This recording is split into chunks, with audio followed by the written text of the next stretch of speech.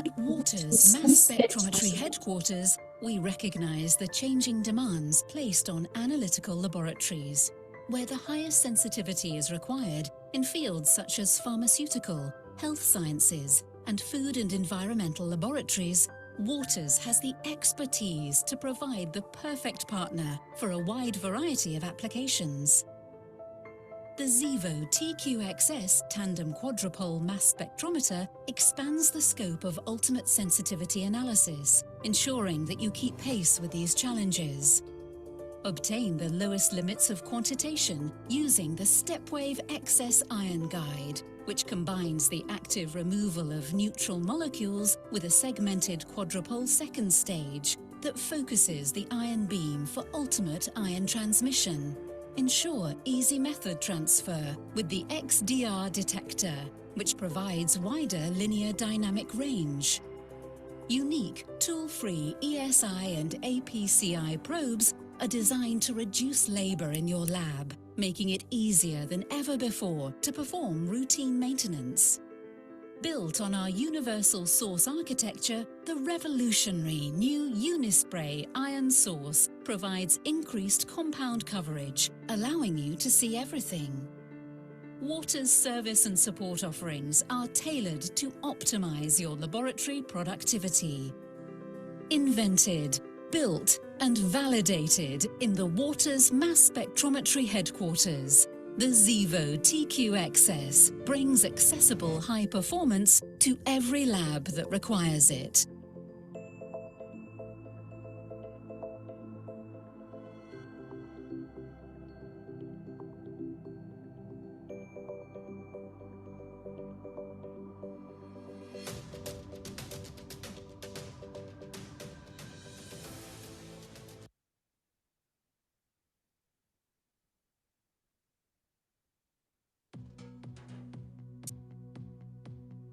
Think of a great city, one with thousands of buildings and millions of people. You're searching for someone or something specific. Your chance of finding that something is better when you can see everything. Bringing in additional perspectives allows you to acquire more information. But that still might not be enough to see everything without interference or distraction. That requires orthogonal perspectives. With tri-wave ion mobility and drift time-based separations, you can dramatically increase the confidence of your analysis. It's an additional orthogonal dimension of rapid gas phase separation that helps you discover more of what you're looking for and find things you never knew were there. High-resolution liquid chromatography and high-resolution mass spectrometry analysis can be extremely revealing, but sometimes there's more to be seen. Water's technology changes the analytical paradigm.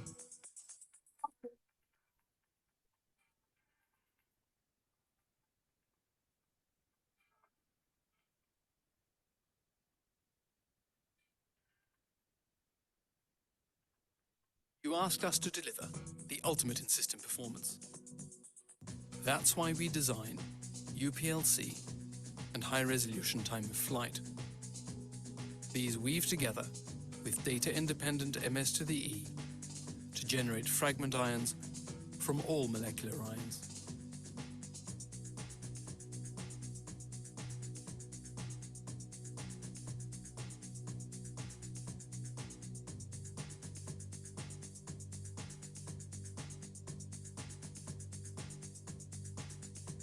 But Waters recognizes that any increase in complexity and sensitivity has to be balanced with increases in selectivity.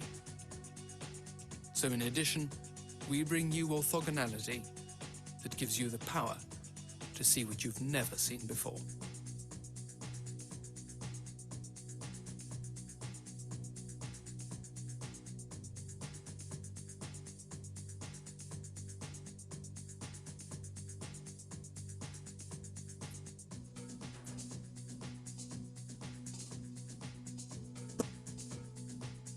Now, you can dig deeper and find more at lower levels, no matter how complex your sample.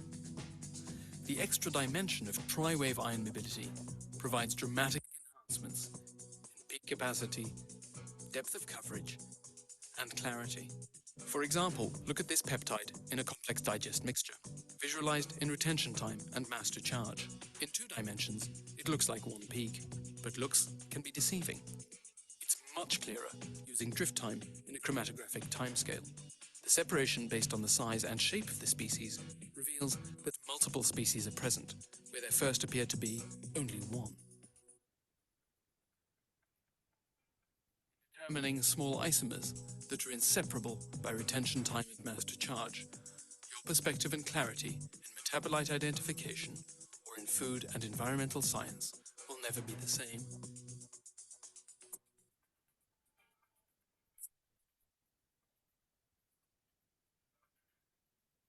Waters can today provide specificity beyond what was previously possible in the imaging of small molecules and metabolites in biological systems, or in detecting structural changes. All of these are critical to the successful development of tomorrow's therapeutics.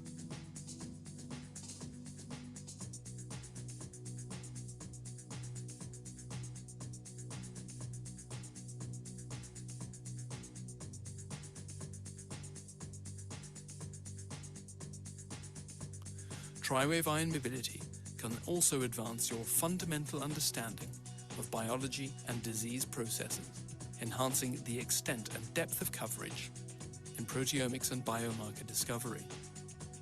This added dimension can even provide unique insights into developing chemical materials that form the basis of the fuels and electronics technologies of the future. Waters Synapt high-definition mass spectrometry uses tri-wave ion mobility separation to enable you to make discoveries not possible with any other technology. Combined with advanced informatics tools, automated processing, and visual displays linked to answers, all optimized to work together, Waters brings exceptional science and added value to the rigors of a working lab. Now, you can see more than you ever thought possible, all the time, in all samples. You can see it now. We invite you to speak with our experts on how this new ability to see everything can transform your applications.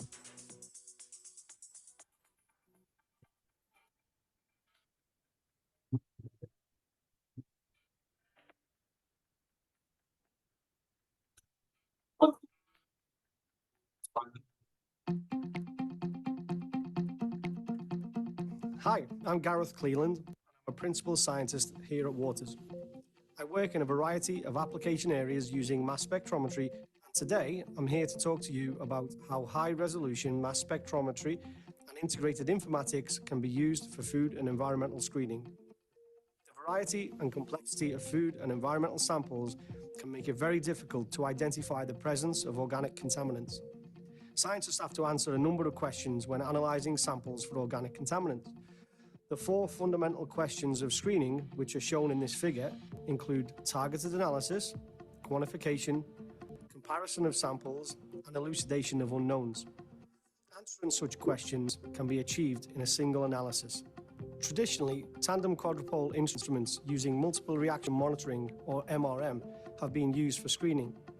These instruments are ultra-sensitive, provide confident results, and perform accurate quantification. In this figure, we can see the analysis of atrazine using a tandem quadrupole. This analysis relies upon compound knowledge being available prior to the acquisition. Potential harmful contaminants will be missed if not included in the MRM acquisition method. And to add new targets of interest, the MRM method will have to be redeveloped. The Xevo G2 XS QTOF acquires comprehensive and unbiased mass spectral datasets with high mass resolution. No pre-programming of multiple mass functions is required, and it's possible to perform retrospective data review. Here we can see the same compound, atrazine, acquired on the QTOF. The instrument operates in MSE mode, which allows the collection of precursor and fragment ion information in a single analysis. Information from accurate mass measurements of precursor and fragment ions, isotope patterns, and the presence of adducts all help improve confidence of peak assignments. The data generated with the Xevo G2 XS QTOF is processed and reviewed using the Unify Scientific Information System. Unify uses a sophisticated Apex peak picking algorithm to componentize the data, which reduces the background interferences and brings clarity to the results. Raw data is only processed once, after which the componentized data is rapidly interrogated via the application of filters, which are combined into a customizable workflow. By utilizing Unify with data from a Xevo G2 XS QTOF, the fundamental questions of screening can be addressed. A comparison between two samples can be made and differences identified. The elucidation steps are performed with a single click and include elemental composition, database searching, and use of in silico tools to aid structural elucidation. These are just a few examples of why the Xevo G2 XS QTOF with Unify brings major benefits to the food and environmental laboratory. I hope you enjoyed learning about the use of high-resolution mass spectrometry for food and environmental testing. Please visit the URL below and download our latest in-depth application notes. See you next time.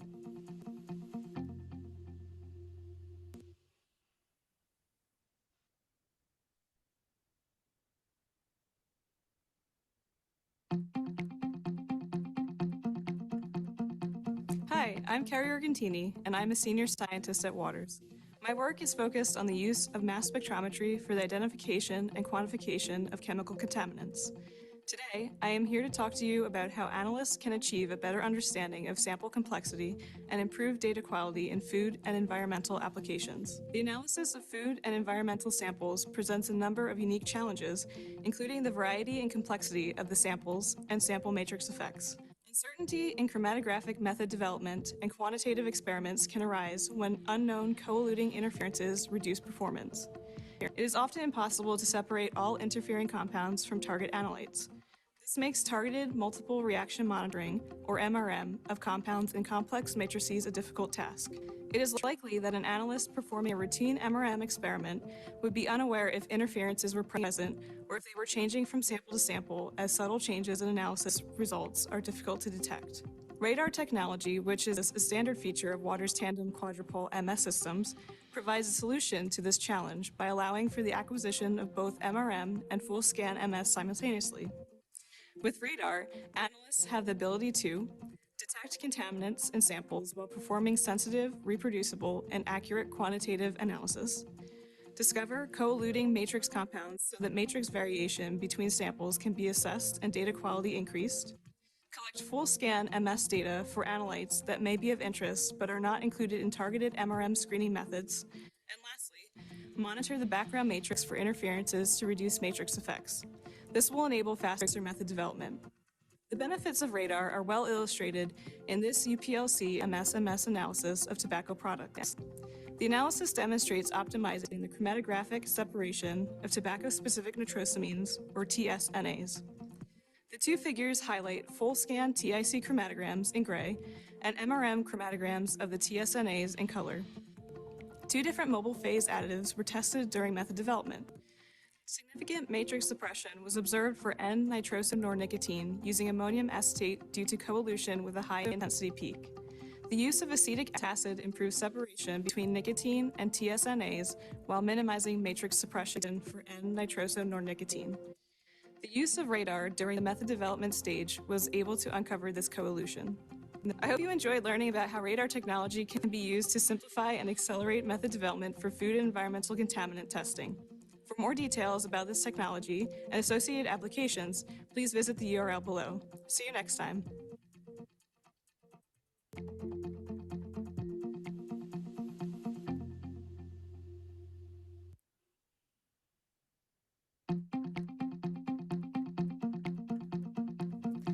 Hi, I'm Lauren Mullen, and I'm a senior scientist at Waters. My work is focused on the use of mass spectrometry in food and environmental applications, and I'm here to talk about how you can improve the efficiency of multi-residue analyses. Today, hundreds of chemical compounds are used routinely for crop protection around the world, and several new products are brought to market each year. At the same time, global trade is continually expanding. Given these industry dynamics, there is a critical need for rapid, multi-residue screening and quantification methods that can easily determine if regulatory limits are exceeded and the health of consumers is put at risk. Effective multi-residue methods rely on managing the acquisition of a large number of multiple reaction monitoring, or MRM transitions. By setting up overlapping MRM windows based around the retention time of each analyte, we can ensure that no time is wasted acquiring other transitions for compounds that have yet to elute. The shorter dwell time with scheduled MRMs maximizes sensitivity while ensuring a sufficient number of data points across peaks to yield good precision. To illustrate this approach, a method was developed for confirmation and quantification of 430 pesticides in chili powder using ultra-performance liquid chromatography coupled to a tandem quadrupole mass spectrometer. With this method, 2 MRM transitions for each pesticide were monitored, for a total of 859 MRMs, using electrospray ionization positive and negative modes. Relatively wide 1-minute acquisition windows were selected without any corresponding loss in performance. This eliminates the manual retention time check process and allows for easy transfer methods between laboratories. The result is a greater workflow efficiency, both at the bench and enterprise level. The figure shown illustrates a portion of the more than 100 pesticides eluting between 9 and 10 minutes. Furalaxyl had an average peak width of 4.4 seconds and 10 data points across the peak for 3 replicates of the chili samples. Similar results, seen here, were observed for a second method containing 8 pesticides, where fewer transitions were monitored. So, despite the large number of compounds in our method, data quality wasn't compromised in the complex matrix. To assess the repeatability and robustness of this method, 300 injections of the chili sample were analyzed, as shown here. All positive and negative ionized compounds showed good % relative standard deviations over 300 injections. Despite the large number of MRM transitions employing polarity switching, the method showed excellent reproducibility and quantification at a lower concentration in a complex matrix. I hope you enjoyed learning about how MRMs can be used to improve the efficiency of testing for food contaminants. For more details about this method, as well as the associated analytical technologies, download our latest application notes at the URL below. See you next time!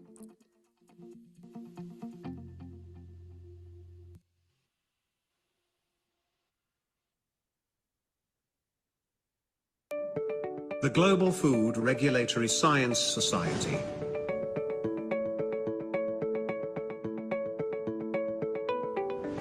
Force mission includes knowledge generation and dissemination, underpinning food regulatory decisions, in support of food control systems.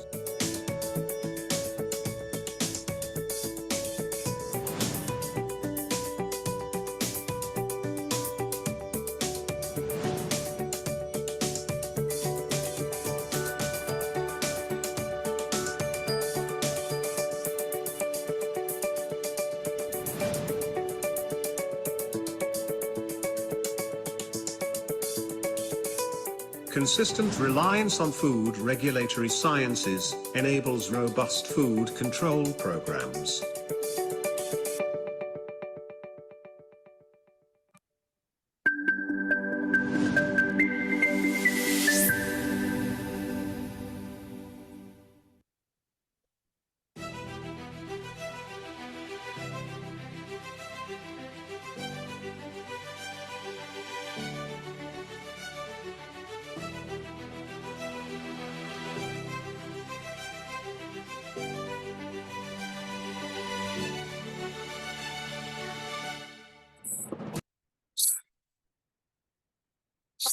Sharing. Sudhakaran, put the camera on.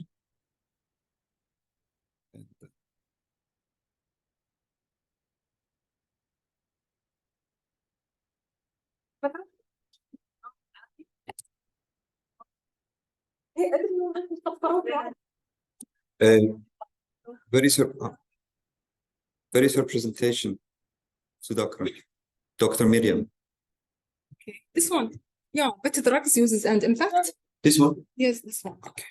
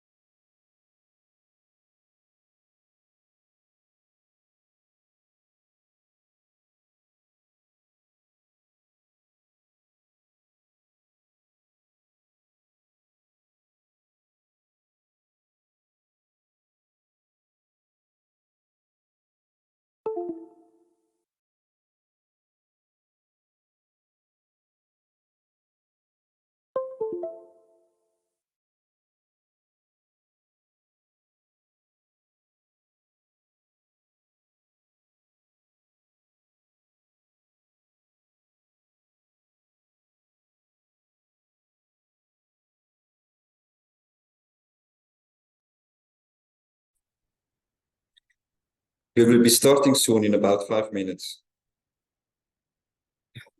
But online. Yeah. Okay.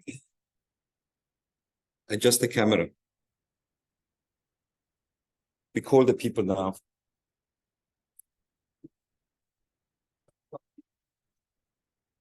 Sorry, this is okay. Just it's moving. Yeah, just on this one. Yeah. If there is technical problem, I'll be here. It's closed now, huh? Now it's closed, yes. Second.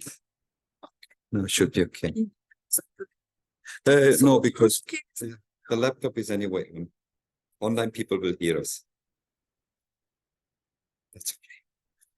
It's okay. Yeah, you stay.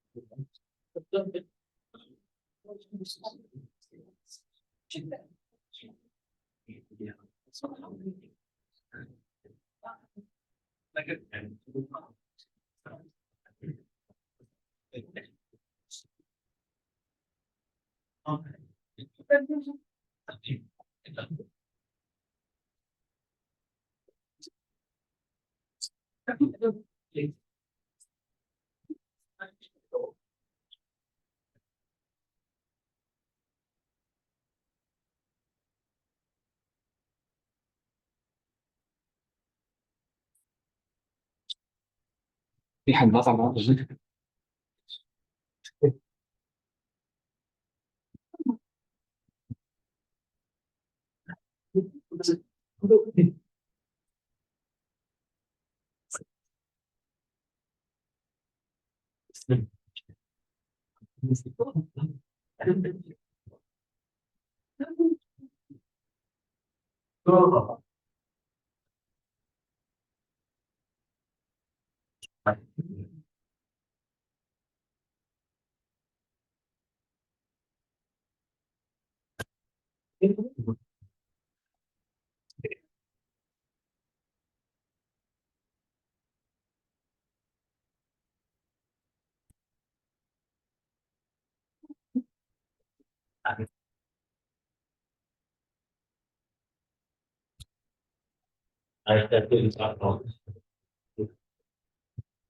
السلام عليكم. Dear guests, allow me to introduce you to Dr. Mariam Al-Shamsi, Life Science Al-Ain Lab Director in Abu Dhabi Quality and Conformity Council, who will speak about the impact and use of veterinary drugs.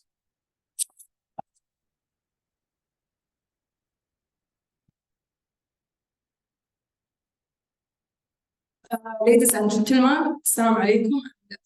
Good afternoon. Today I will talk about veterinary drugs, their uses and impact. Through my presentation, I will talk about the definition of vet drugs, their application and their types, the drug residue, and what will be the impact of the residue. At the end, I will try to talk about public health significance of the using of vet drug. Finally, I will talk about the management of drug residue. Animal production recently has been aided by use of medicinal products, and the usage of these medicinal products rapidly increased mainly in farm animal breeding and agriculture, allowing high yield and high quality production of animal products. Approximately 80% of the food producing animals receive medication for part or most of their lives. So, what is the definition of vet drugs? Codex Alimentarius defines vet drugs as any substance applied to any food producing animal, such as meat, milk producing animal, poultry, fish, or honeybees. Those drugs used whether for therapeutic or diagnostic purpose, or used for modification or physiological or behavior condition. So, what's the application of vet drug? Vet drug can be used in different areas. They can be used as a curative treatment, applied to animal to treat fungal, bacterial, and viral infection. Also, they can be used as a preventive treatment against one set of certain disease or offset for animal production hygiene. Also, vet drug used as a growth promoter, and this is done by using drugs to improve feed efficiency or to promote muscle growth. Both antibiotic and hormones have been used widely in the animal and poultry feed to enhance the growth performance. Studies shows that the use of antibiotic as a feed additives improve feed efficiency by 17% in beef cattle, 10% in lambs, and 15% in poultry.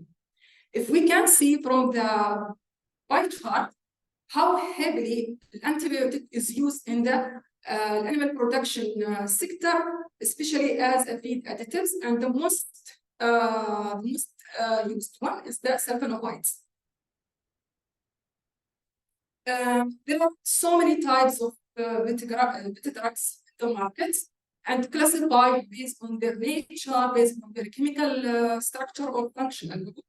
In this presentation, I will focus on three main groups. The first one is the antibiotics, and antibiotics is the chemical or drug used to treat bacterial, fungal, or viral infection to combat or to kill growth of bacteria or fungi, such as penicillin, tetracycline, and all other antibiotics.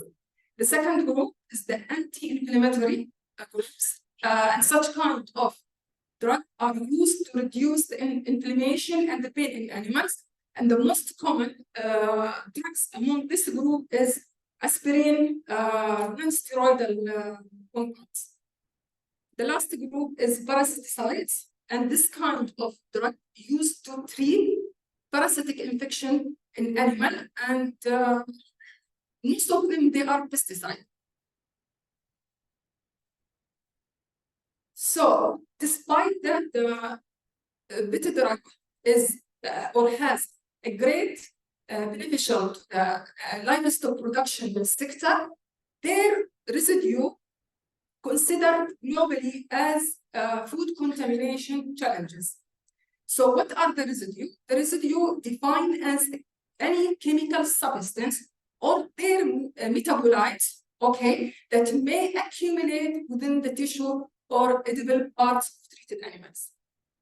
The presence of these residue in the food chain has become a growing concern because of their adverse effect risk and regulatory implication.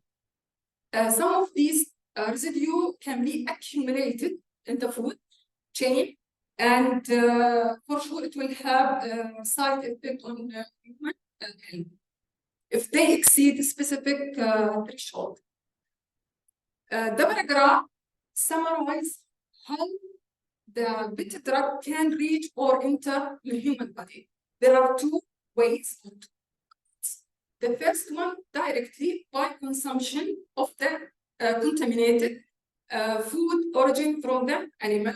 The second route is indirect by consumption of contaminated water, plants, and beverages. I hope I'm not going fast. Okay.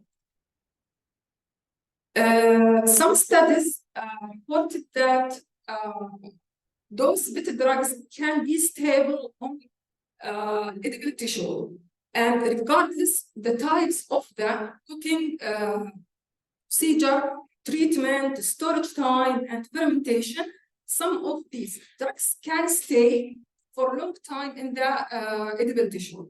For example, if we can see from this table, lactams, okay, such as ampicillin, can be degraded to 20% in the milk during the boiling. This means that if we will boil the meat, only 20%, 25% of the ampicillin can be degraded. Also, tetracycline during the pasteurization of the milk can decrease by 40%, and tetracycline can decrease by 30% respectively. This means that the beta drugs residue can stay in the animal, the tissue for a long time, which by default, it will affect the human.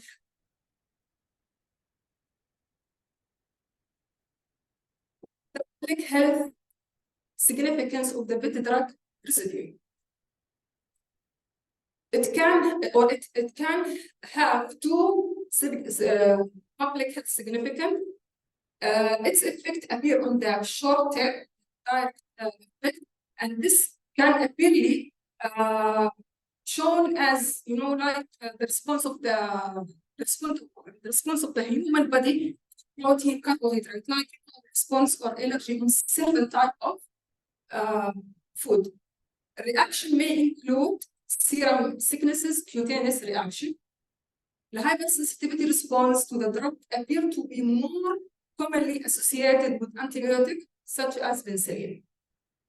Also, there is certain macrolides can be responsible for liver injury caused by a specific allergic response to macrolide modified hepatic cells. So what is the long-term effect of beta drugs on a human? It can cause mutic effect. What is the mutic effect? Residue can cause a mutation in the DNA molecules or the cell or organism, and this poses potential hazard to human population by production of gene mutation. Also, it has some tetragenic effect, and the drug in this case may produce a toxic effect on the embryo at any time or at any level of critical phases of gestation. Consequently, malformation that affects structural and functional integrity of the embryo. Also, the drug has a carcinogenic effects, and in this case, the drugs can interact or bind to various intracellular compounds such as protein, DNA, RNA, or lipids. The drugs also has some effect on the animal microbiota. It can destroy the microflora, the gut of the animal, and this will consequently cause gastrointestinal disturbance. The last effect appear in the development of antimicrobial resistance. The abuse of beta drugs, mainly antimicrobial agent in food animal, play a major role in the development of antimicrobial resistance. And on the next slide,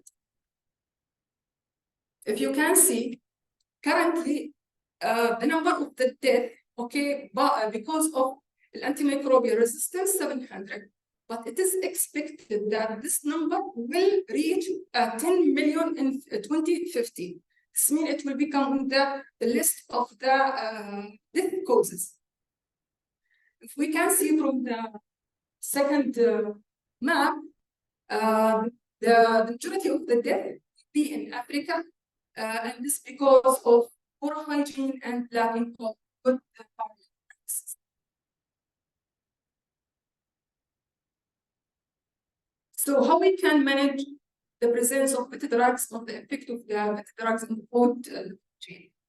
For any drug to be authorized and regulated, it must go subjected to a certain procedure.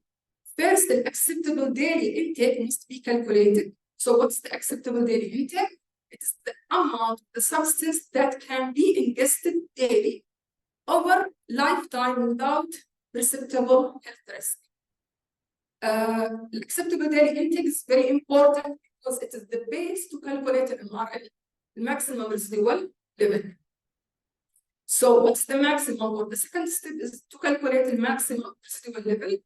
The maximum residual level, or MRL, is the maximum allowable level or concentration of the chemical, either in food or feed, at a specific time or at specified time of slaughter or harvesting, processing, storage, or marketing, up to the time of the consumption, either by human or by animal.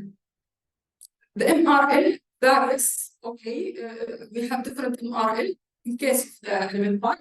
We have different MRL for muscle, liver, kidney, and fat, And also the food technology, good farming practices, and the use of the medicinal products may elaborate in setting the MRL. The third step is to calculate the withdrawal period. And this period is very important for the farmer to take a decision if the human can consume the food or not. This period, it is the interval between the time of the last administration of the beta drug and the time when the animal can be safely slaughtered for food consumption. The withdrawal times are determined in edible target tissues and commonly are kidney and liver, because these two organs primary elimination organs and typically display a residue for longest time.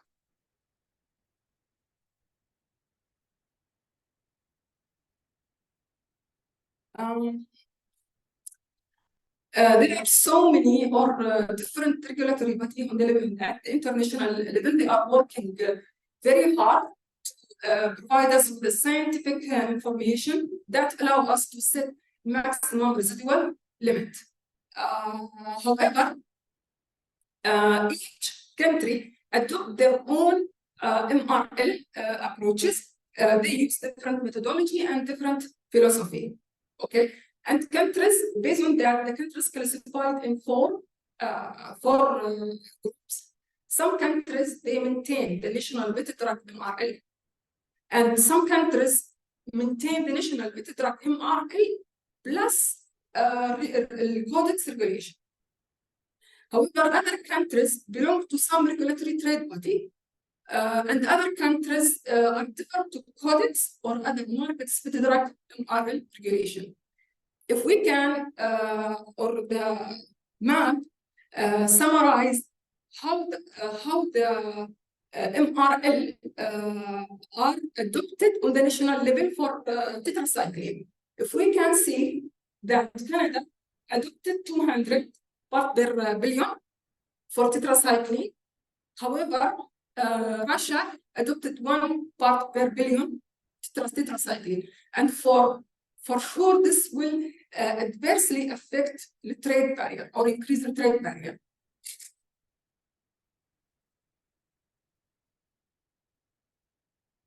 To implement safety and quality regulation, a regulatory body need a support from the laboratory. There are so many techniques available in the market to screen quantitative and qualitative drugs in food.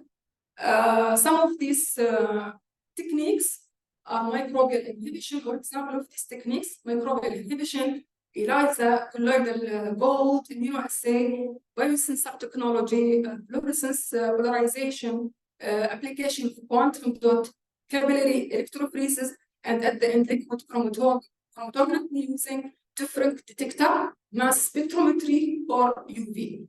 If we can see from the bar chart that LCMS is the major technique used by the laboratory on the international level. QCC capabilities. In CTL, we are adopting LCMS technique, okay, to measure or to screen different food matrices for a multi-class or multi-residue beta drugs and hormone.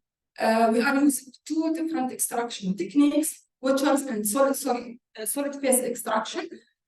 We started up our capability by screening the food for 49 drugs and 7 hormones, and currently we are working to add more 90 compounds to be aligned with the UAE standard.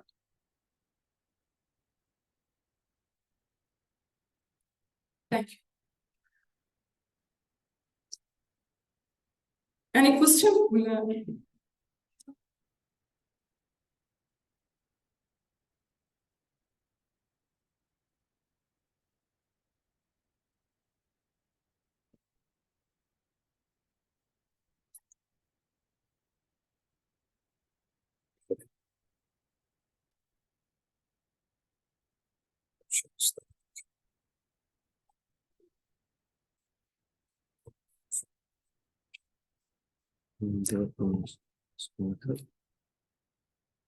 It's this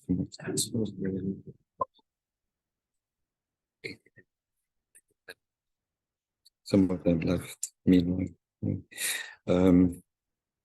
I don't see the camera, Sudhakar.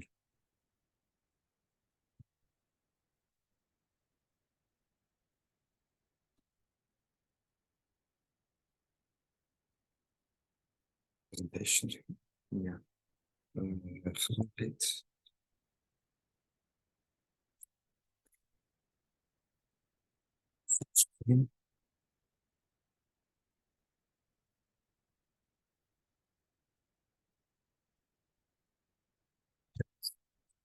This one.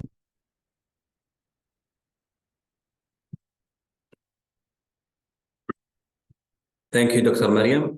Please join me now in welcoming our next presenter, Mr. Khalid Ghaffar, Business Development Manager at Waters, who will speak about the new era in sensitivity and accuracy to analyze very low detection limits.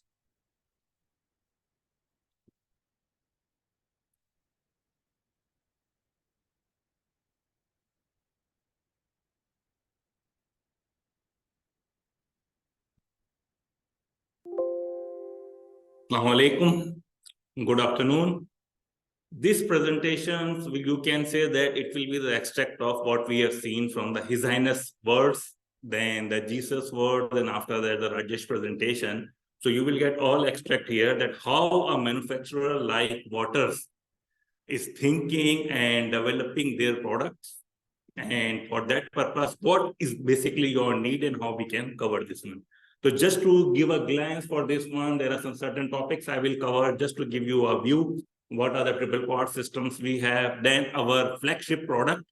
And I am very happy to say the first model of this system we have sold in UAE in the Presidential Camel Affair Lab. They have this T2 Absolute system. So this is a very flagship product because it will not only help you to develop your workflows, but it will also help to maintain the environment. And that is the main crux of this presentation. So this is the way, we have the most sensitive in the lower line, the chronos, and the most one of the most highly sensitive system for Zulu Absolute. I have one question, and I will need Mr. Abdullah Siddiqui, his word on this one. You are a very well experienced person in this life, and we really appreciate you on this one. I want to know, in the last 10 and 15 years, on the MS side, what is the basic change you have seen it? Instruments have become user-friendly, but the main one, as a scientist, what is the change you are observing? Yes, accuracy is increasing, and once the accuracy is increasing, it means that your sensitivity limit of the instrument is increasing. If you recall the Rajesh presentation, in this one, he said, what is the benefit for an end user about the sensitivity? The major benefit an end user will get from the sensitivity is that you will reduce your sample extraction time. Once you reduce it, you will improve your lab productivity. And that is the main crux here, that the system which is right now in the market and the people, especially in the food and environmental side, they are the people who are working on this one. It is from the predecessor models, it is more than 15% sensitive. What does it mean? Your efficiency of the lab productivity will increase in the same manner because you need to spend less time into the sample preparation.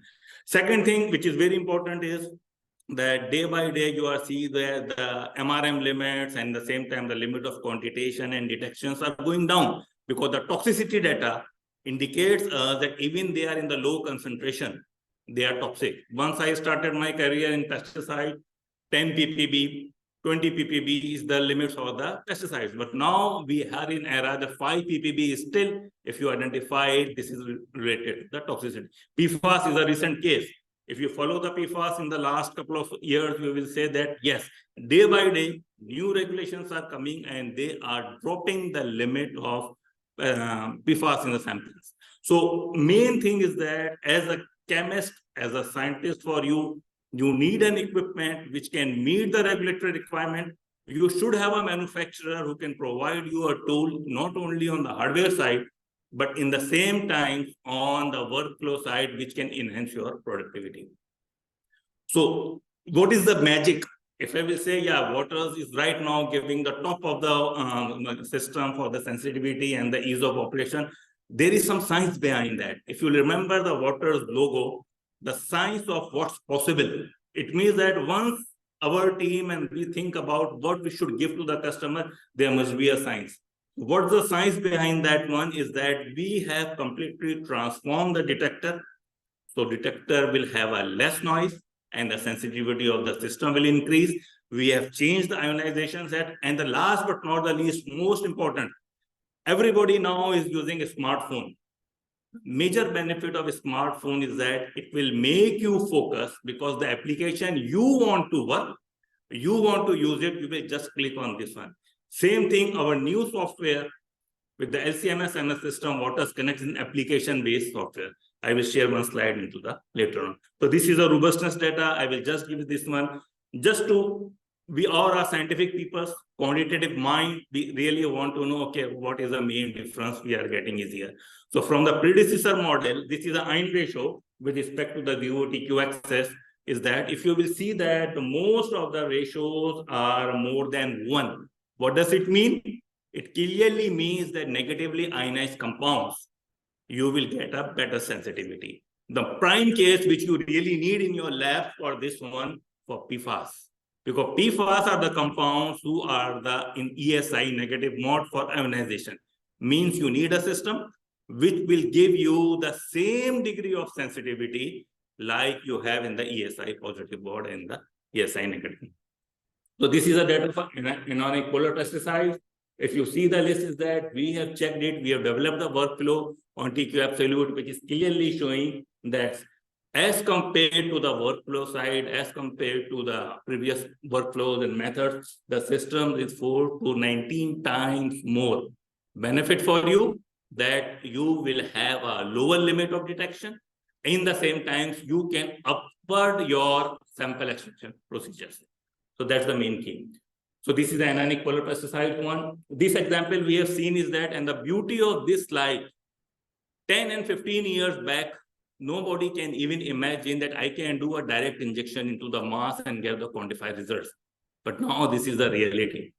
So Rajesh has explained to you, we are planning a workshop there. And the main purpose is that now the technology is developed in such a manner that if you have a water sample, you want to check the PFAS, for example, drinking water, you just need to filter it out from 0.25 micron filter, and the system is ready for this. So the ultimate sensitivity and direct injection is possible, which will meeting the regulatory requirements. And in this case, definitely, you will have another one. I'm sorry, I have a very bad habit that I ask questions, but it is just to make an interaction. Anyone, Rajesh, maybe you can, what is the most complex sample matrix?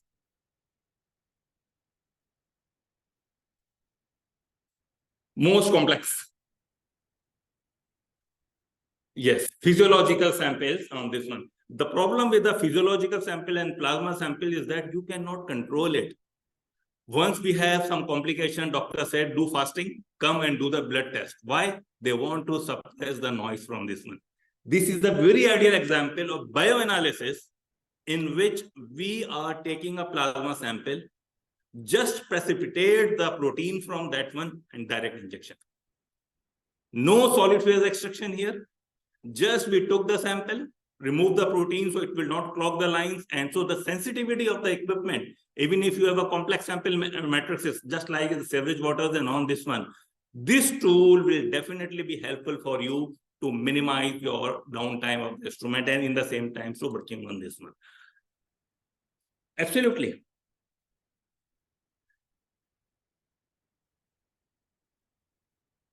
So from the end user side and the scientist side, this is an improvement which you will foresee. And I can say you, inshallah, next year and year after, once we will meet here, this will be implemented into the lab, that workflows are reduced, productivity of the labs increase. Now come back to the things which we are really ignoring as a community of this one, how we are taking care of the environment. So for that purpose, just like this one, as a manufacturer, Waters is on a pioneer on this one. And the most important thing here is that every year we are developing and we are publishing our sustainability report, in which the most impact is on how our products, how our facilities, how our processes can help to retain the environment, to minimize the impact of the environment. So there is one example here which we are always sharing. It is available in 2023 report. Our mass spectrometry head office is in Winslow. So in Winslow, they have some luminescence lights for this one. So all these are lights were replaced last year with the LED lights. And you know the benefit, 20 ton of carbon load was reduced for this. So this was the contribution to the environment, that how which you can do this one. So we need to think, because the most important thing, the green lab. I see the UAE leadership, they also have a very good initiative and very much focus on this one, how we can make the country, the city, the process, the community green for this one. And here the most important thing is that whatever you are doing, I am sure you know about this slide. All appliances which you are purchasing at the home, okay, the new one, they have the energy efficient data. All cars, new cars, if you say, you will get it this one. Why? Because this will show you that the product which you are going to use, how it will affect your environment and how you can minimize this one. European Union regulators are right now working to implement same thing on lab equipment. So what we have done is that since we are working on the regulators, that okay, how we can help you on this one, how we can make a product which is more environmental friendly, which will help you. So there are 5 parameters, and I will share with you here that since last 4 years, from TQ Access to TQ Absolute, what we are doing is that make our product which will not disturb more the environment. So this is a very good phrase, and I will share you some data after this one, that if you have 2 Waters LC-MS MS system, TQ Access or this one, then the environmental impact due to this one, due to the heat, the temperature, the voltage will be minimized for that. Let's see this example. There are 4 parameters from the EU regulators which they are working for any equipment, how much power it consumes for this one. So if you see here, this TQ Absolute, it is the least power consumption, means least energy is required to work into the machine. Heat displacement, every analytical equipment, we have the pumps and all these ones, so they dissipate the heat. Heat means you have to make more on the HVAC, you have to decrease the temperature for this one. So it means that if your equipment will release less amount of heat energy, it means that you don't need to go on the very low temperature into the HVAC. You will save some time, some energy, and some resources onto the environmental side. Nitrogen gas consumption. We all know that LC-MS required nitrogen. So in order to do the same, nitrogen is coming from the nitrogen generator. And the generator is also the thing which is creating the heat and requiring the energy. So our system, the TQ Absolute, it has the least nitrogen consumption. Means that it will be more impact for this one. Last but not the least, go to any lab. The first question the QC manager says, I have a lab constraint. I don't have the space. Tina is here. This is her nightmare also as well. That, oh, my lab is very small. I cannot put more instruments on this one. So what is the theme is that, okay, make the instruments smart. So what we have done here that we have completely changed. We did not compromise on the quality of the powder poles and all this one, but we realigned the system in such a manner that it is the most smallest, smartest TQ Absolute system which we have on this. So that we are working. Last but not the least here, as I told you, if you are a new user working on the LC-MS, you need to learn the software. The software now, Waters Connect is designed in such a manner that it's an application based. So based on your workflow, very easy to learn, fully compliant, fully data integrity compliant, and as a result of that, it will be the user friendly and fast software for this one. Now, Jesus, we can try luck.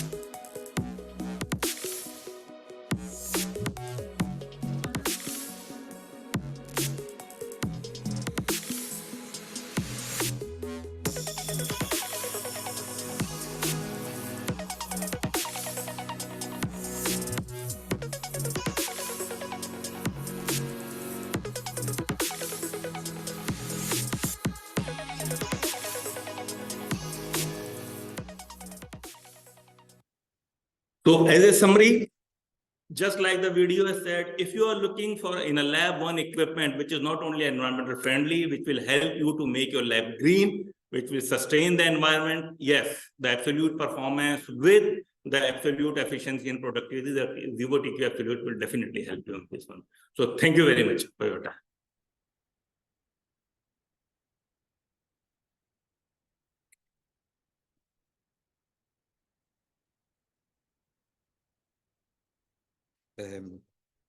You will introduce Aida, but I'm just trying to film the presentation.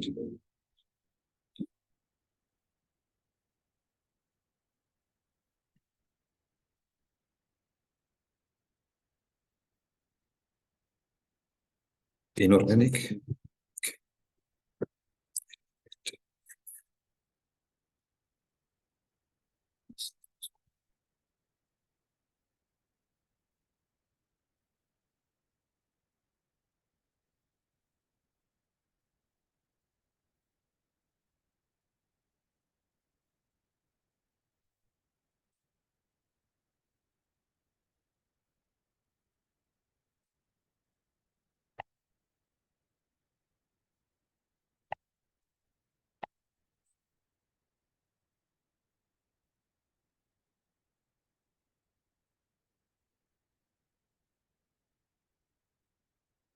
Thank you, Mr. Khalid. And now let's introduce Ms. Aida Al-Hosani, an organic lab chemistry manager. And she will talk about the toxic metals in food.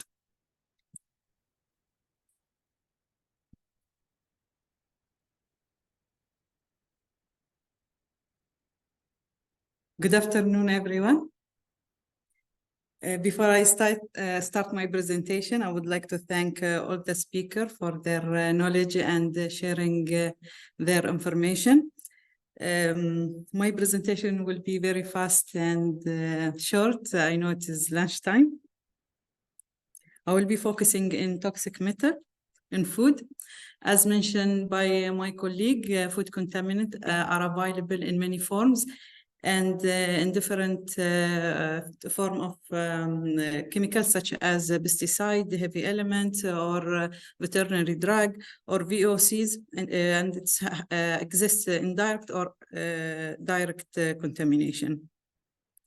About 80% of 118 elements listed in periodic table of the element are metals, so metals are available everywhere around us. And the source of contamination can be from agriculture, construction material, or environment, or even from cosmetics and food contact material. There are two types of metal, physiological function, what the body required for the body, such as copper, iron, magnesium, manganese, selenium, and zinc, and the toxic metal, which accumulated in bodies such as aluminum, arsenic, cadmium, lead, nickel, tin, and mercury. Heavy metals impact. There are several studies shows the impact of heavy elements in kidney, liver, and skins, and show how its impact in our health. Here is a very famous issue happened in Japan, Itai disease, which caused by cadmium exposure produced because of a human activity related to industrialization. And this condition was first recognized in Japan in 1960. Cadmium contaminated in irrigation system because of mining discharge and picked by the rice. Cadmium accumulated in rice grain and targeting the liver and kidney. Cadmium replaced the calcium in human bone and caused the Itai disease, which damaged the bone. Exposure to metals depend on age, nutrition, immune system, the form of metal, if it is organic and inorganic, the lifestyle, and the environment. In CTL, we are testing large scope of heavy element for different stakeholders. And currently with our partner with G42, we will use the EI solution and learning machine to do some research and how to establish limits for regulatory body. As we said, the heavy element is available everywhere. So my last message will be, you should choose your trust supplier of food. Thank you so much.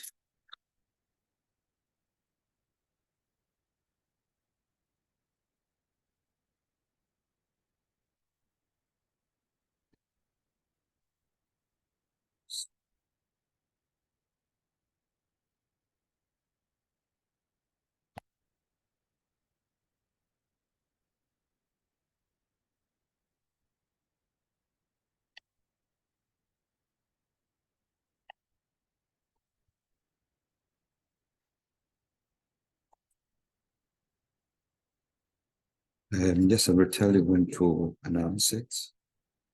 Just give me a few seconds to do it.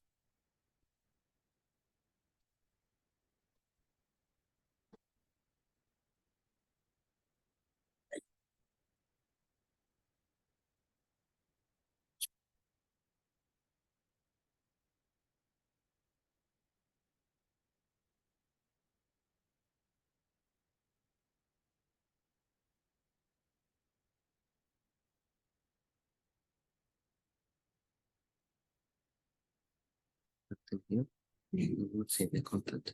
Yeah, that's fine.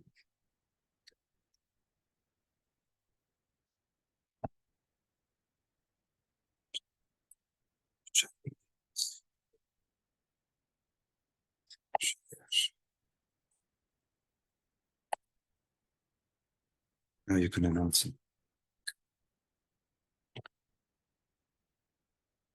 Thank you, Ms. Aida. Please join me in welcoming our last presenter of the day, Dr. Samuel Godefroy, President and founding member of GFROS.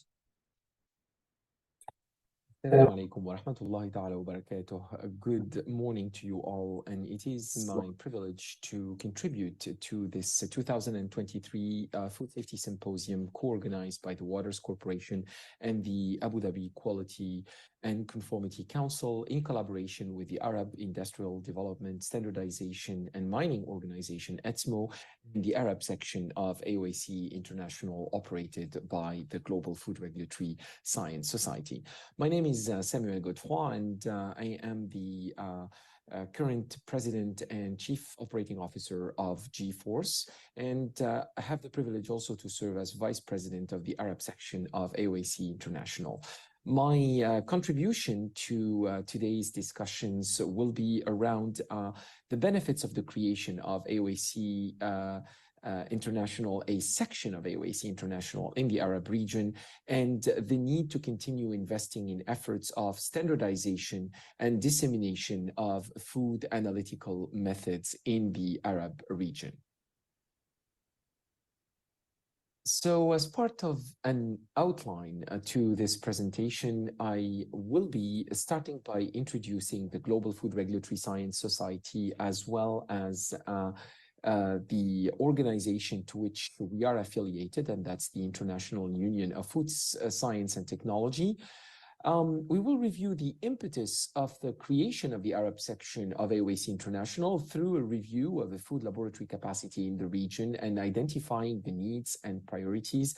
And then we will talk about future directions and the priorities that have been identified by the Arab section of AOAC International. Now, the Global Food Regulatory Science Society is a non-for-profit organization that was created in 2020 and was incorporated according to the laws of the province of Quebec in the Canadian Confederation as a non-for-profit organization. We are hosted in the Food Risk Analysis and Regulatory Excellence platform of the Institute of Nutrition and Functional Food of Laval University in Quebec City in Canada. And this organization was in fact created as a result of discussions that took place in the Arab region and primarily in the United Arab Emirates, where we have identified the need to find a home to a whole set of disciplinary sciences that underpin food regulatory decisions, and that's what we call food regulatory science. We are affiliated and we are a disciplinary organization of the International Union of Food Science and Technology for the disciplines of food regulatory science. IOFOST is an organization that is considered as the only representative for the discipline of food science and technology that was elected into the International Science Council by its interdisciplinary peers. And we have been recognized during the last meeting of IOFOST in Singapore as an affiliated organization, mainly as a disciplinary body or disciplinary group of IOFOST. Now, when we look at the situation of food and feed analysis, we know that a decision that is taken by a food competent authority is in a lot of instances based on data, based primarily on risk analysis. And in order for risk analysis to be applied using a structured approach and using robust information, we need in so many instances to rely on findings that are generated by a laboratory testing and by food and feed laboratory testing. And that's why in order to come up with robust decisions, we need to trust the data and we need to rely on reliable sources of information. And hence here, the demonstration for the importance of having a capacity of food and feed testing that is using the right type of methodologies, that is relying on the right type of techniques and competencies, and therefore in a manner, applied in a manner that would allow us to trust the outcome of this food and feed testing. We had the opportunity to conduct a survey in late 2020 to look at the food and feed testing capacity in the Arab region, and we summarized the survey in a paper that was published in 2021 under the title of Setting a Structured Food and Feed Laboratory Testing Capacity in the Arab region. And when we did the survey, we have identified that, in fact, the Arab region has a very good coverage in terms of laboratories and laboratory capacity. And the overwhelming response that was received is that this capacity of food and feed testing is considered to be satisfactory. There were a number of challenges that were identified, or directions or priorities. First of all, there was a mention that there was a need for added support to access to accreditation. The reliability in the performance of the labs needed to be enhanced. There was an indication that there is a need to invest in competencies. So the availability of competent analysts was considered to be limited, but also access to anything that may support accreditation, such as, for example, access to reference materials or proficiency testing, was considered to be a priority for the region. And there was even a request to have guidance on this particular area, so access to reference material, but in general, access to anything that can promote standardization. So essentially, the ability to access official analytical methods, what we could consider to be a trustworthy method, or a method that would fit the purpose of the analyst, as well as the capacity to have reliance on a reference structure, such as a reference laboratory that we go back to for a particular area or food and feed testing. And that's why at the time, we have thought that the answer to some of these questions is to bring a very strong analytical community that is present around the world and that has been supporting the analytical community worldwide to address some of those same priorities, to bring this community to the Arab region.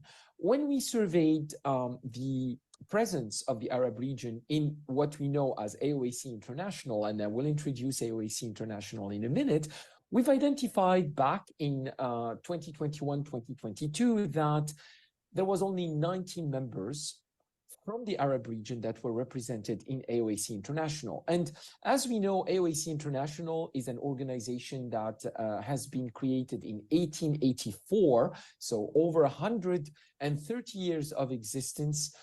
It was created with the purpose to be a consensus builder, a global trade facilitator, and to be at the time of its creation as the Association of Official Agricultural Chemists. Now, AOAC was created at the time by mainly scientists from the United States Food and Drug Administration and United States Department of Agriculture, and this has evolved incrementally to become an international membership organization, bringing together academic, industry, and regulatory cooperation. And in fact, the organization was dubbed to be the Association of Official Analytical Collaboration in 2020. And from there, now we are using AOAC International as the main acronym or name for our organization. So as we identified, in fact, that AOAC's mandate would serve to address several of the needs of the Arab region, bringing global confidence in consensus-based analytical solutions for food safety, food integrity, and public health, and supporting the overall mission of the safety and integrity of foods and other products that may impact public health. And by bringing together, by convening government, industry, and academia to develop and validate standards, methods, and technologies. Now, AOAC International has been around, as I said, for over 130 years. We are proud to have over 2,200 member individuals. We have a number of organizational affiliates, and there was, prior to 2022, 18 AOAC sections representing various parts of the world and gathering a number of analytical communities, supporting training, capacity building, and standardization of analytical methods primarily used for regulatory decisions. And in fact, AOAC calls itself really the organization that leverages the power of the so many members that in fact constitute the organization. And even though the headquarters are based in Washington, D.C., the representation of the membership of AOAC International is really spread around the world. But again, at the time of the creation of, at the time, I would say, of our discussions in 2022, we identified that, in fact, there was one region that needed to be a stronger, that needed to have a stronger representation in AOAC International, and that's the Arab region. And that's why we worked with a number of colleagues to create a section that integrates the various countries of the League of Arab States and to be represented in AOAC International as a section. And this was endorsed by the Board of Directors of AOAC International on March 14th, 2022, with the creation of the Arab section of AOAC International. Now, we also identified that the section would not have its meaning and would not be achieving its role of supporting standardization of food and feed analytical testing in the Arab region unless it created the collaboration with the leaders in the Arab region, and particularly with the statutory standardization organizations in the Arab region, and that's the Arab Industrial Development Standardization and Mining Organization and the Gulf Cooperation Council Standardization Organization, the GSO. And that's why we have been working, and we continue to work very strongly to develop a strong relationship, but also very well framed and structured collaborations with these two organizations, with ETSMO and with the GSO. And we were very fortunate to have ETSMO agree to a memorandum of understanding with the Global Food Regulatory Science Society, which is in fact the host of the Arab section of AOAC International. In fact, ETSMO has agreed to be a key leader in promoting the standardization of food analytical methods, food and feed analytical methods as part of its standardization mandate, and supported very much the creation of the Arab section of AOAC International.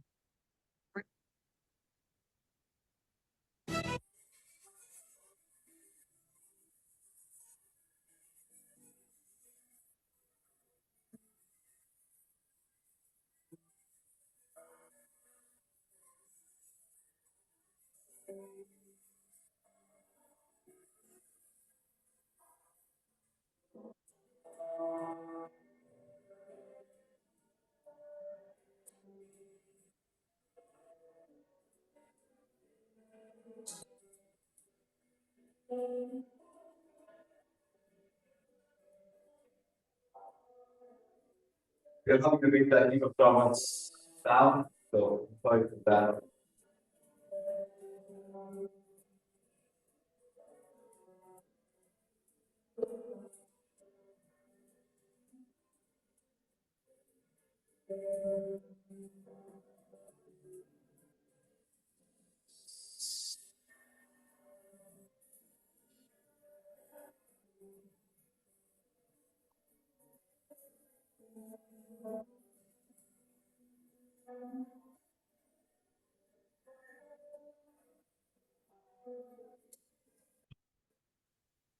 And we were very fortunate to see that upon the creation of the Arab section of AOAC International, that the membership of the section has grown exponentially since this creation, moving the membership since the creation at 19 members of representatives of the food analytical community in the Arab region in AOAC International, from 19 to over 100 members and growing. This 103 members essentially was identified back in August of 2023, and we will still have to have an update of the membership in the coming days.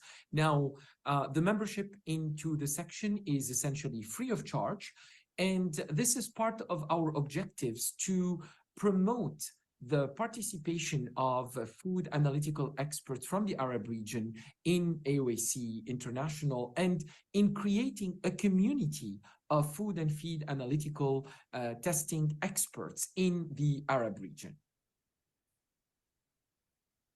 So please let me share with you some of the objectives that were identified for the Arab region. Basically, the section will aim as part of the mandate of AOAC to promote quality measurements and methods validation in analytical sciences. And we have identified a number of activities or goals, in fact, that the section will attempt to achieve. First, we're going to be attempting to promote the interest and participation in AOAC International programs, and again, really strengthening that Arab expertise in AOAC International. We will be providing a regional forum and a regional focus for AOAC International, such that we can address the analytical needs of the Arab region. We will attempt to contribute to being a means or a vehicle to increase knowledge, technical skills in all the various areas of analytical science serving food and agriculture. And we'll attempt to do that through a number of event organizations, seminars, forums, workshops, and various technical updates. We're looking at improving the communication between AOAC International and its membership, particularly in the region. We'll look at identifying and communicating with the non-member laboratories and the organizations, such that we encourage stronger participation and increase the membership into the section, but also to develop collaborative relationships with what we consider to be the future of the organization, the future of food and feed analytical science. And that's really through educational institutions, but also in other institutional areas such as government laboratories and industry laboratories, supporting again the various efforts of food and feed analytical method development and validation. Now, these are our mission, vision, and core values.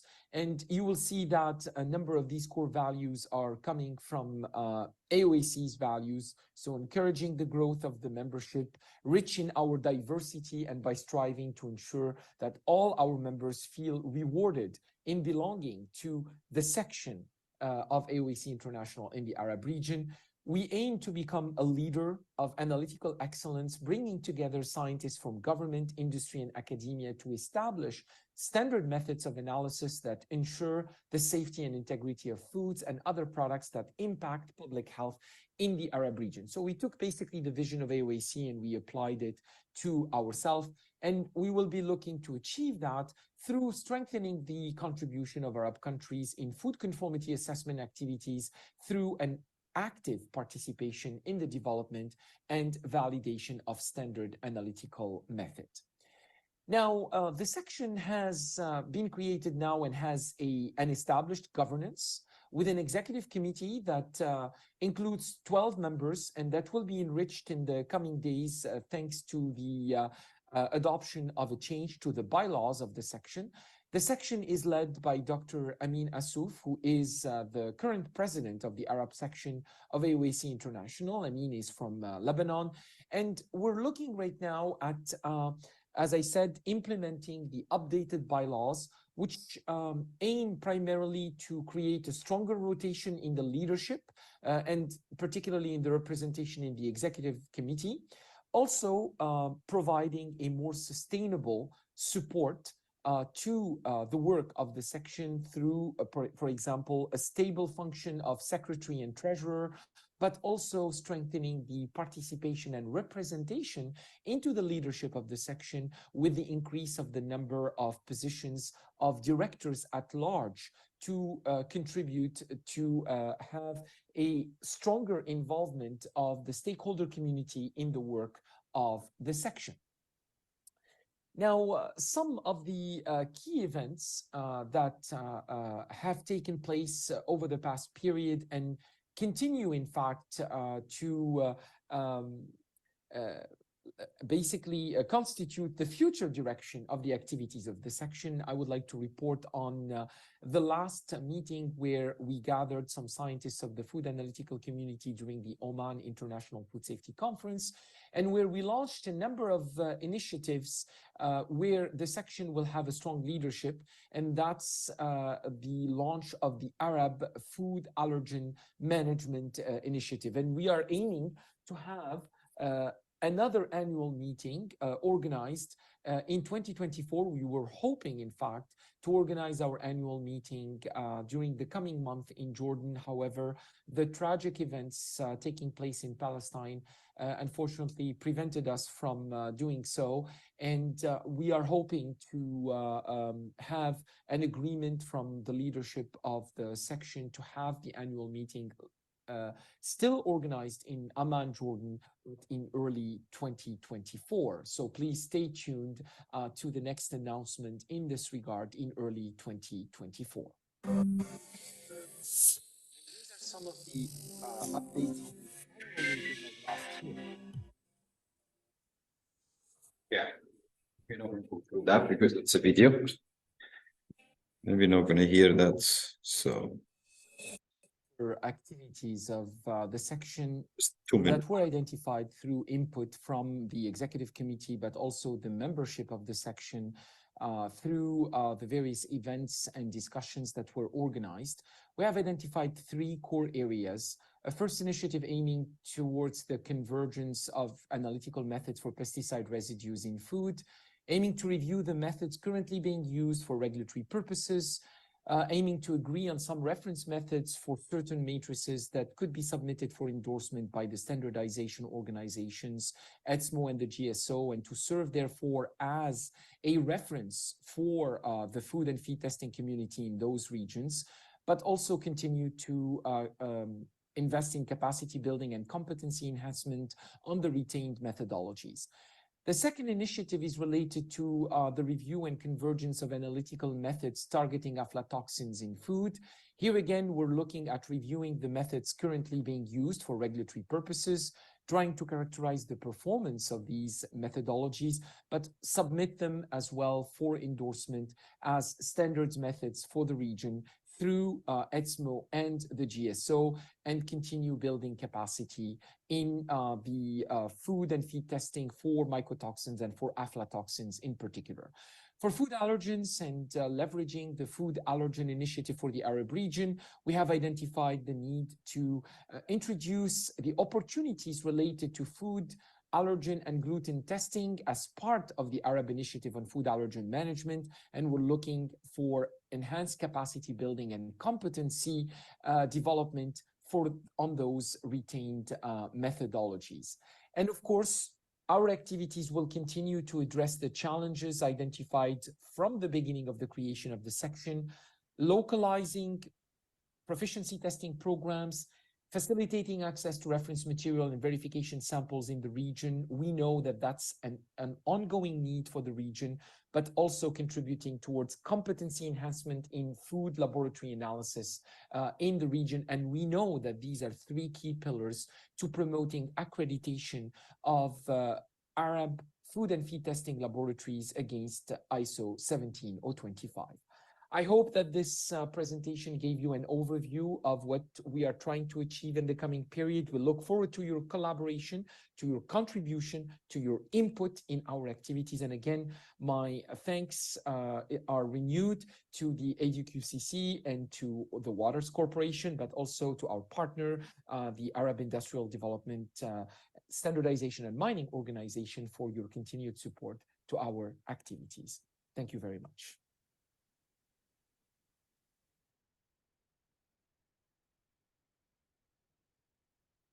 Thank you, Dr. Samuel. And now Mr. Jesus Gomez will address some final words and invite all speakers to come up and answer any questions. Thank you.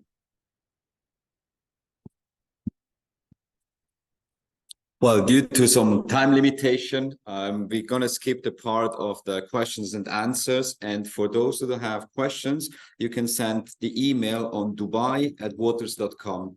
Very simple to remember. Well, ladies and gentlemen, as we come to the end of this enlightening conference, I stand here filled with gratitude and a sense of accomplishment despite some technical problems. I would like to take this opportunity to express my heartfelt appreciation to all the speakers and presenters who shared their expertise and experiences. Thank you. Furthermore, I extend my deepest thanks to the Abu Dhabi Quality and Conformity Council and our partners who have made this conference possible. And to all the participants, your participation has been the driving force behind the success of this conference. As we part ways, let us remember that the power of knowledge and collaboration knows no bounds. Let us continue to seek out opportunities to learn, grow, and make a difference. I wish you all the best in your future endeavors, and I hope we will meet again soon, latest in 1 year, at the Food Safety Symposium 2024. Thank you and enjoy your lunch.